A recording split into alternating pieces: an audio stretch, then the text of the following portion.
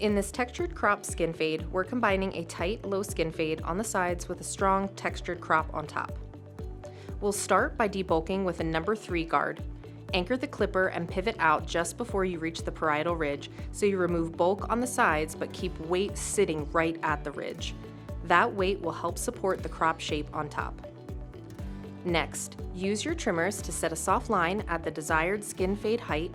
For the look, we're keeping it low, just above the ear, following the natural head shape.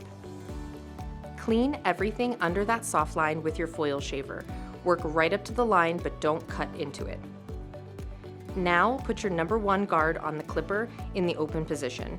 Create a new guideline about 1/2 inch above your soft line, following the same curve. This gives you your transition zone. Close the clipper with your number 1 guard on and start blending down into that soft line. On the sides of the head, only use the corners of your clippers so you don't accidentally push the fade higher than you want. Next, remove all the guards and put your clipper in the open position. Continue working down into the soft line with just the corners of your clippers, keeping your focus low and tight. Repeat the same motion with the clipper half open and again with the clipper in the fully closed position. Think of it as tightening the fade 1 click at a time. If you still see unwanted weight sitting around that line, refine it using your half guard or your 1.5 guard.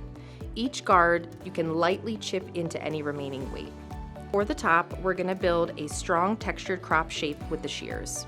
Wet down all the hair on top. Starting at the front hairline, pull the hair straight out from the head and create your initial guide at the desired length for the crop. This sets your overall top length. Bring that guide down back to the crown by creating a mohawk section straight down the center of the head and cutting it to match the front guide. On one side of the head, elevate parallel sections straight out from the head and cut it to meet your center guide.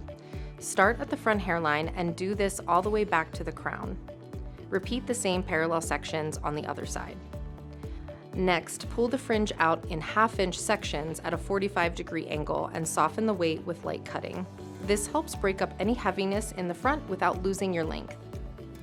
Then, section around the cowlick. Check to see which way the swirl goes and take vertical diagonal sections in the same direction as that swirl. Cut at a 45-degree angle. This controls the crown area and keeps the cowlick from jumping or splitting when it dries. Finally, take diagonal forward sections around that parietal ridge to fully connect the top into the faded sides. For the detail work, we'll refine the shape and add internal texture. Use light shear-over-comb around the transition area to blend any remaining weight between the fade and the top. Keep your strokes soft and controlled so you don't create a new line. To style this textured crop skin fade, we're using the Floyd's grooming molding paste. Start on dry hair. Take a dime-size amount, emulsify it evenly in your palms, and work the product into the hair, making sure it reaches all the way down to the roots. Use your fingers to push the hair into the desired textured shape. Molding paste will give you a medium hold with a natural shine finish. As always, we'll finish the service with a hot lather neck shave and shoulder massage.